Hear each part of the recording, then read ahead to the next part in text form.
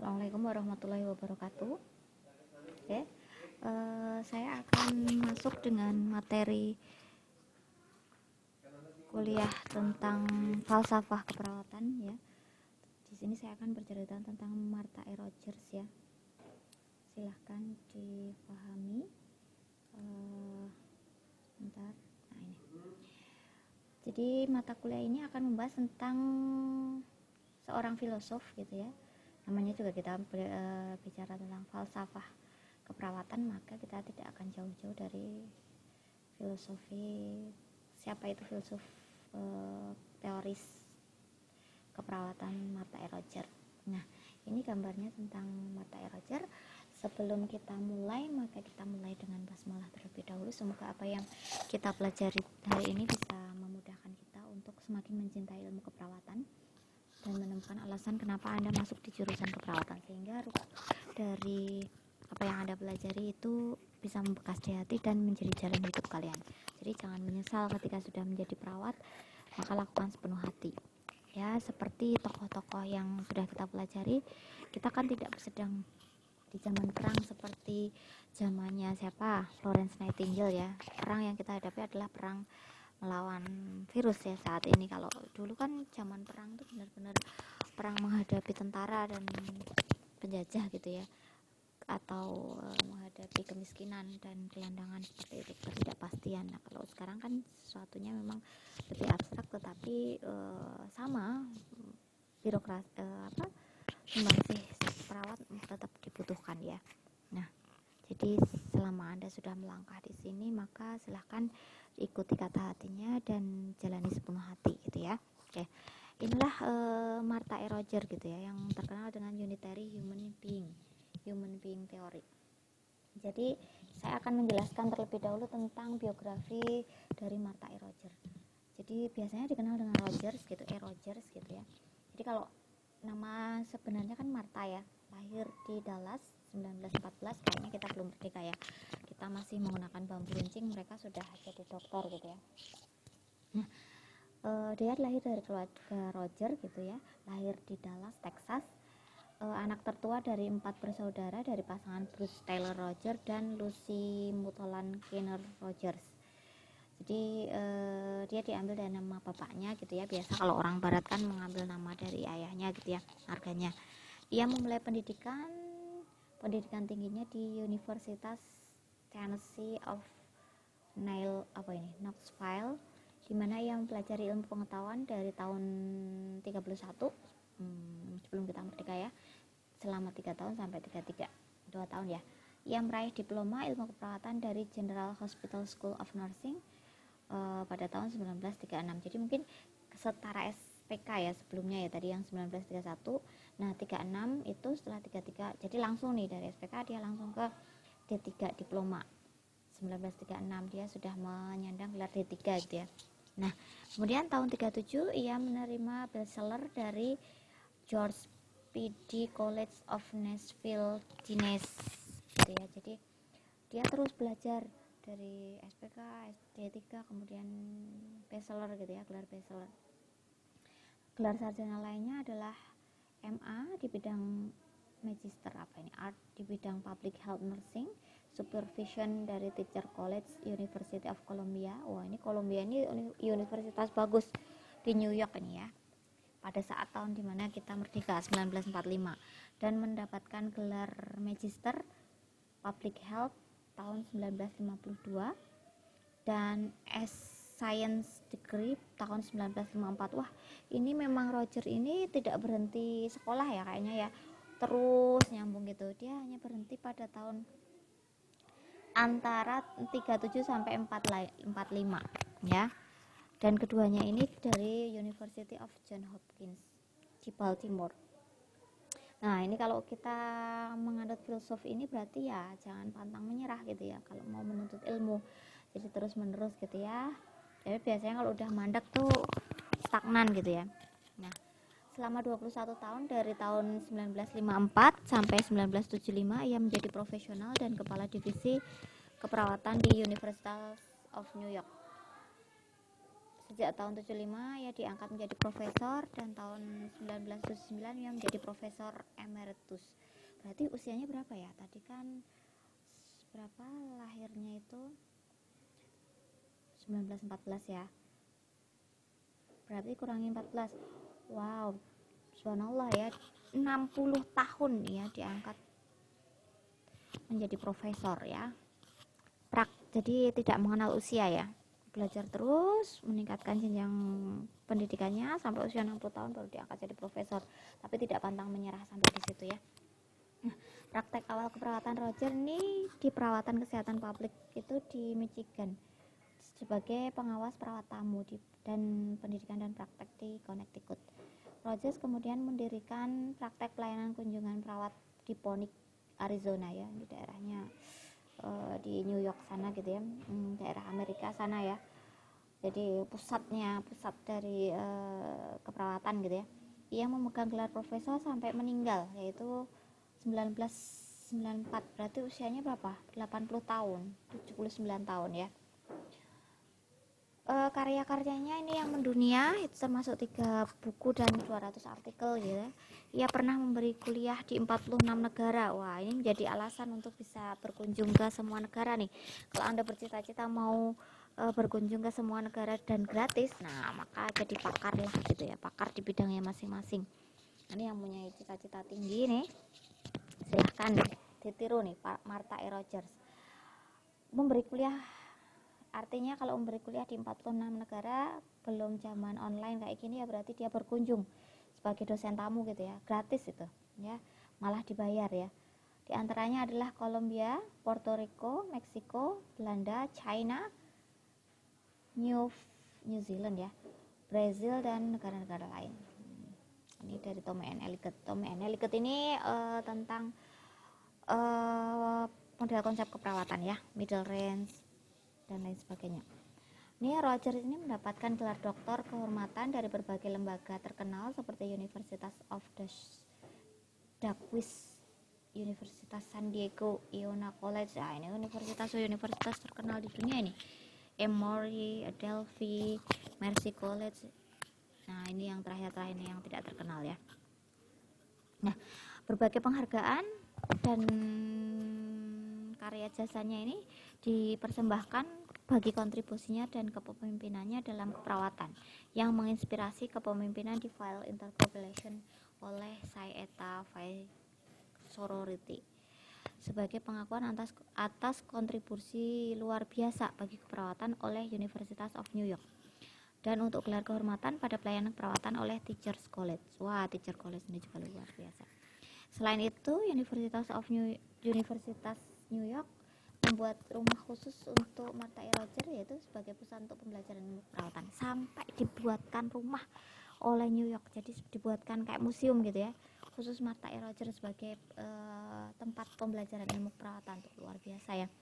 Pada tahun 96, Rogers secara anumerta dilantik sebagai Hall of Fame American Nurses Association. Dilantik oleh ini mendapatkan gelar anumerta ya. Konsep teori Martha E. Rogers tadi, human being tadi, dasar teori Rogers adalah ilmu tentang asal-usul manusia dan alam semesta seperti antropologi. Jadi dia itu memperoleh teorinya tadi itu dia mempelajari dulu yang namanya antropologi. Jadi kalau kita masih bingung nih ya, kenapa sih kita belajar antropologi, sosiologi? Jadi ini hubungannya dengan komunitas dan bagaimana pendekatan terhadap budaya yang berbeda gitu ya. Ini dipelajari oleh Martha E. Rogers. Makanya teorinya kan human being, bagaimana menjadi manusia yang seutuhnya gitu ya. Dan memajukan dunia keperawatan dilihat dari hakikat manusia tadi. Mempelajari filosofi, perkembangan sejarah, dan mitologi. Teori Rogers berfokus pada proses kehidupan manusia secara utuh. Nah, ilmu keperawatan adalah ilmu yang mempelajari manusia, alam, dan perkembangan manusia secara langsung. Nah, Rogers ini mengambil pengetahuan tadi dari semua tadi, termasuk fisika, matematika, sastra. Memang orangnya senang belajar ya. Nah, kita kan juga punya dokter-dokter di keperawatan ini ya, di sini ya. Nah, silahkan dicontoh tuh, ada Ibu Nova dan Pak Made di situ. Ada banyak lagi yang sedang mengambil doktoral, ada Bu Aton, ada Bu Maya, ada Bu Suci. Ini kan dokter-dokter keperawatan, kecuali Bu Maya. Nah, sumber-sumbernya yang lain yang membangun modelnya berdasarkan kesatuan manusia, unitary human being, dan lingkungan sebagai bidang-bidang energi yang menyatu dalam proses kehidupan. Nah, pernyataannya yang sering diulang dalam tulisannya adalah man is unified whole possessing his own integrity and manifesting characteristics that are more than and different from the sum of his part. Yang artinya adalah manusia itu merupakan satu kesatuan yang menyeluruh, terintegritas, dan manifestasi karakteristik yang lebih dan berbeda dengan jumlah dan bagiannya. Jadi manusia dipandang utuh itu dengan berbagai komponen yang mendukungnya. Prolognya dalam buku yang berjudul An Introduction of the Theoretical Basic of Nursing yang menyatakan warisan biologis, fisik, sosial, psikologis, dan spiritual manusia merupakan kesatuan yang tidak dapat dibagi secara fakta ilmiah. Nah, itu digabungkan dengan keramahan manusia. Jadi dia mengakui bahwa manusia itu sebagai satu kesatuan utuh yang memiliki karakteristik yang unik dan akan menjadi utuh dengan keramahannya. Ini beberapa sumber teori pendapat tentang teori Roger. Selama pertengahan abad 19, pendapat-pendapat Florence ini dikembangkan gitu ya, data statistiknya, dan menempatkan manusia sebagai kerangka kerja dari dunia yang natural. Ini merupakan dasar dari ilmu perawatan modern yang mulai investigasi perawatan tentang hubungan manusia dengan lingkungan. Di Newman 97 dan Tommy Elliott mendeskripsikan bahwa ilmu kesatuan manusia sebagai studi tentang pergerakan, pengalaman intuitif dan perawat dalam proses yang saling berhubungan dengan orang yang dilayani. Jadi ada hubungan antara perawat dengan kliennya di situ yang menjadi satu kesatuan di mana perawat itu akan melengkapi dirinya dengan berkontribusi terhadap pasiennya. Dia akan menjadi utuh ketika dia bisa berbagi dengan orang lain. Nah, teori Roger ini memiliki 5 asumsi. Yang pertama, manusia merupakan makhluk yang memiliki kepribadian unik. Antara satu dengan lainnya berbeda. Nah, ini kan sering dikembangkan ya, bagaimana anak itu adalah sesuatu yang unik, tidak boleh disamakan gitu ya. Berasumsi bahwa individu dan lingkungan saling tukar-menukar energi dan material. Jadi kita mengambil energi dari alam ya, dari tumbuhan, dari lingkungan, dari kan ada unsur api, unsur udara, unsur air, dan lain sebagainya gitu ya. Kemudian bahwa proses kehidupan manusia itu merupakan hal yang tetap dan saling tergantung dalam satu kesatuan ruang waktu, dan perilaku individu merupakan suatu bentuk kesatuan yang inovatif, serta manusia mencirikan mempunyai kemampuan yang abstrak, membayangkan, bertutur, berbahasa, dan berpikir, sensasi, dan emosi. Jadi kalau mau mempunyai rasa, karsa gitu ya, kita harus membayangkan dan bertutur kata serta berpikir yang selayaknya manusia gitu ya. Nah, ini prinsip-prinsip hemodinamik dari Roger. Seseorang dikatakan mempunyai integritas itu jika dia mempunyai proses hubungan yang menguntungkan antar manusia dan lingkungannya yang berkesinambungan. Jadi ada simbiosis yang menguntungkan gitu ya. Tidak hanya parasitisme tapi simbiosis mutualisme antara dirinya dan lingkungannya. Ada resonansi, yaitu membicarakan tentang alam dan perubahan yang terjadi antara manusia dan lingkungannya. Kalau lingkungan rusak maka manusia akan punah. Kalau manusianya rusak maka lingkungan juga akan menjadi rusak dan lain sebagainya. Healthy yaitu berkesinambungan, inovatif ditujukan dengan peningkatan jenis pola perilaku manusia dan lingkungan yang menimbulkan kesinambungan. Menguntungkan merupakan interaksi yang simultan antara manusia, lingkungan, dan yang bukan menyatakan ritmisasi. Jadi tidak hanya ritmis hubungan yang terus menerus dan monoton, tetapi itu inovatif, jadi selalu berkembang seperti itu ya. Nah, ini teori dasar Rogers, teori yang berkaitan dengan konsep menciptakan perbedaan cara pandang. Teori harus masuk akal, teori itu dari sederhana dan dapat disosialisasikan, dan teori didasarkan pada hipotesa dan bisa diuji. Teori ini memberi dan membantu peningkatan batang keilmuan, dan teori ini bisa digunakan sebagai pedoman dan peningkatan dalam praktek, dan teori ini harus konsisten dengan teori yang lain. Komponen dalam proses keperawatan. Komponen pengkajian keperawatan mempunyai interaksi antara individu dan lingkungan. Komponen diagnosa keperawatan menggambarkan penggabungan medan energi antara individu dan lingkungan. Jadi ini kan menitik beratkan pada proses harmonisasi antara individu dan lingkungannya ya. Jadi di mana manusia itu tumbuh dan berkembang serta membutuhkan energi dari lingkungannya, komponen rencana dan implementasi keperawatan ini menciptakan lingkungan yang sangat baik, dan komponen evaluasi keperawatan mengevaluasi perubahan dalam integrasi perubahan antara individu yang mengevaluasi modifikasi yang diciptakan dalam variasi proses kehidupan. Nah, ini kegunaan prinsip Roger dalam proses keperawatan. Jika profesi keperawatan dipandang sebagai kepedulian pada umat manusia, maka prinsip-prinsip hemodinamik memberikan pedoman untuk memprediksi sifat dan arah perkembangan individu sebagai respon terhadap masalah kesehatan. Nah, diharapkan praktek keperawatan profesional kemudian akan meningkatkan dinamika integrasi manusia dan lingkungannya untuk memperkuat hubungan dan integritas bidang manusia, dan untuk mengarahkan pola dari bidang manusia dan lingkungannya untuk realisasi maksimum kesehatan. Nah, tujuan ini akan tercermin dalam proses keperawatan. Silahkan dibaca sendiri. Ini ada F gitu ya. Jadi keperawatan itu bekerja dengan klien, bekerja untuk klien, tidak bekerja sendiri. Maka akibatnya hasil keperawatan mandiri itu mempertahankan. Diperlukan jika klien berusaha mencapai potensi maksimal yang positif. Gitu. Dalam tahap keperawatan, semua fakta dan opini tentang klien dan lingkungan dikumpulkan. Karena keterbatasan kita dalam mengukur dan alat pengumpulan data, informasi yang dikumpulkan sesering mungkin dari suatu pemisahan diri atau bagian lainnya. Pertanyaan di seri pertama mencerminkan prinsip integrasi, seri berikutnya akan mencerminkan resonansi, dan seri terakhir akan dipenuhi oleh prinsip helisi. Tadi interaksi, integrasi, helisi. Nah, Rogers meyakini bahwa perkembangan pengetahuan dalam modelnya adalah proses yang tidak akhir, inovatif, terus berkembang. Nah, itu. Jadi tidak ritmik, ada hubungan dengan manusia dan lingkungannya gitu. Dengan menggunakan beragam pengetahuan dari berbagai sumber untuk menciptakan sebuah kaleidoskop dari probabilitas dari semua kemungkinan. Maka eksplorasi atau temuan dari Rogerian adalah ulama menjadi Buddha, Hindu, dan filosof aborigin.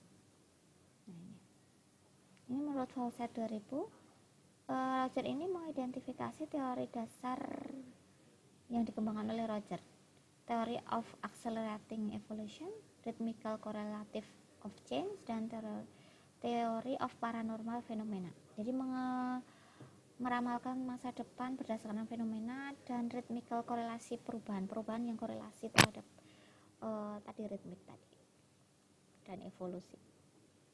Nah, itu yang bisa saya sampaikan dari teori Roger. Berikutnya nanti saya akan menjelaskan tentang teorinya sebentar. Johnson ya. Bentar. Nah, ini Johnson.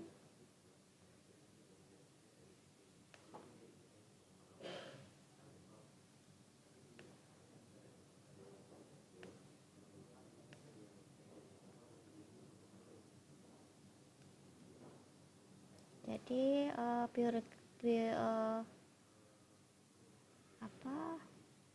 biografi dari Dorotha E. Johnson ya. Aduh, bentar.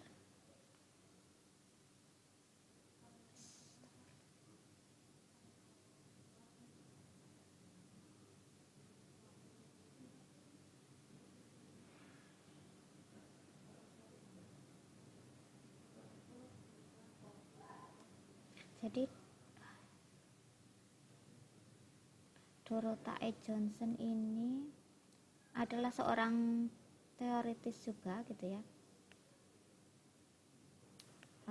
Dia juga mengembangkan ilmu pengetahuan gitu ya, yang berkaitan gitu. Bentar, saya perbaiki dulu slide saya. Nanti ada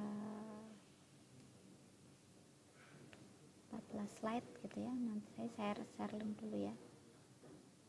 Saya izin share link sebentar. Nah, ini. Ya, ini saya akan bicara tentang siapa itu Dorotha E. Johnson. Kalau tadi tentang human being, Nah, sekarang kita tentang Dorota E. Johnson. Nah, siapa itu Dorota E. Johnson? Dorota E. Johnson dilahirkan pada tanggal 21 Agustus 1919, hampir sama ya, di Georgia. Tadi 1914 ya. Pada tahun 33 Johnson peroleh gelar AA dari Armstrong Junior College, sama ya. Nah, ini setara nih. 49 sampai 78 Johnson menjadi instruktur asisten profesor dalam perawatan kesehatan anak-anak. Kalau tadi di komunitas, ini di perawatan pediatrik. 55 sampai 56 Johnson menjadi penasihat pediatrik nursing. Jadi ini kalau Johnson ini makanya aja nama Johnson ya. Ternyata ngambil dari ini ya. Jadi dia mendapatkan penghargaan, dibanggakan, yaitu Faculty Award pada tahun 75, mendapatkan penghargaan kembali sebagai Lulu Hazen-Plug Distinguished Achievement Award. Nah, teori sistem perilaku Johnson tumbuh dari keyakinan Nightingale ya. Ini tujuan perawatan adalah untuk membantu individu. Ini Johnson ini terkenal dengan teori perilaku. Nah, ilmu dan seni merawat harus berfokus pada pasien sebagai individu dan bukan entitas yang spesifik.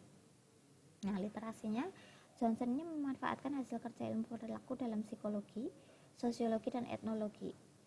Johnson menyadari sepenuhnya pada teori sistem yang menggunakan konsep dan definisi dari raport. Struktur teori sistem perilaku dipolakan sesudah model sistem.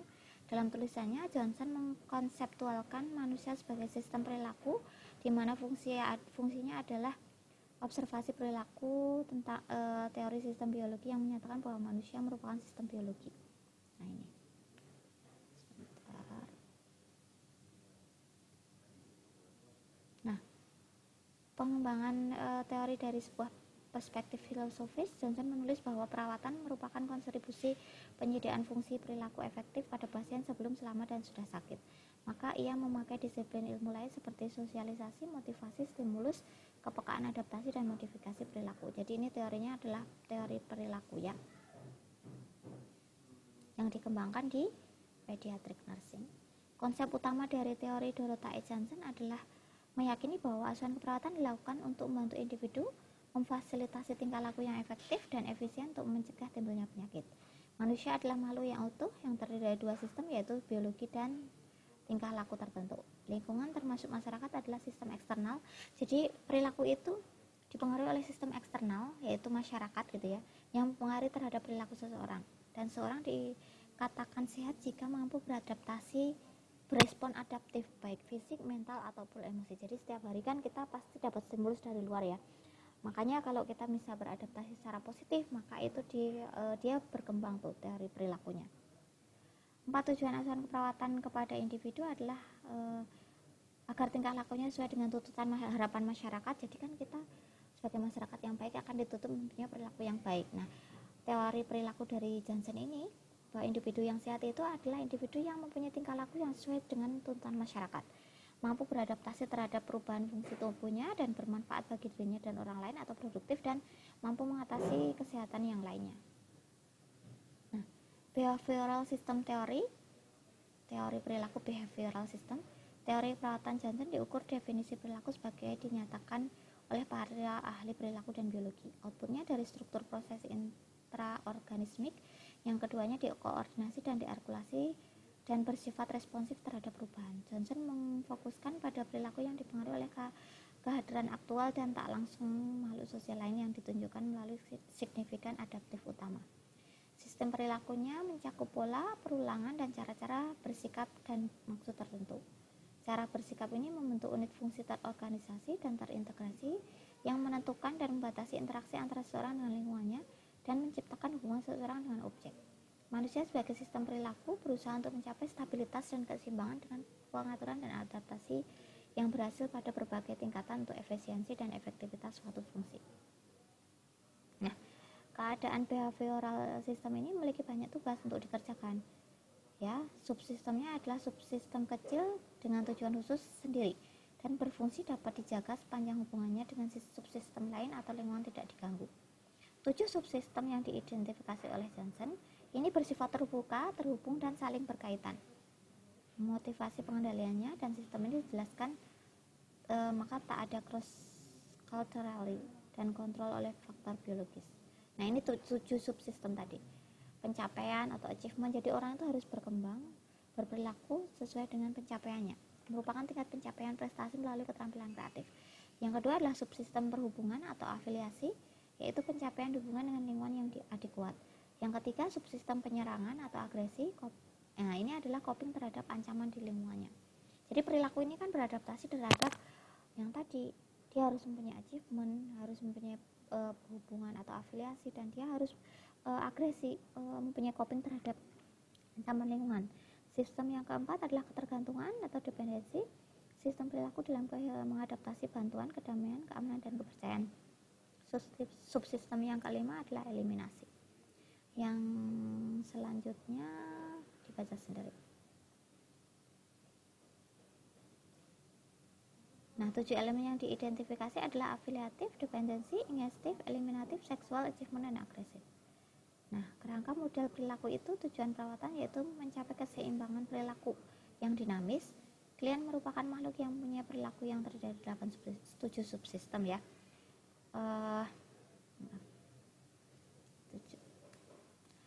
Peran perawat mengatur dan mengawasi stabilitas. Penyebab kesulitan klien adalah stres psikisnya sendiri. Jadi kalau orang stres psikis ini bisa menyebabkan sakit.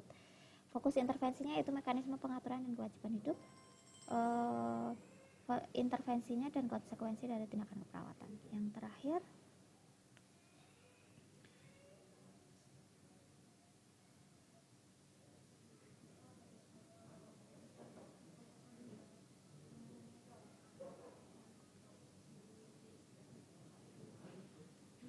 nah ini model konseptual keperawatannya adalah suatu instruksi yang operasional dengan menggunakan proses keperawatan yang mencakup 7 subsistem tadi.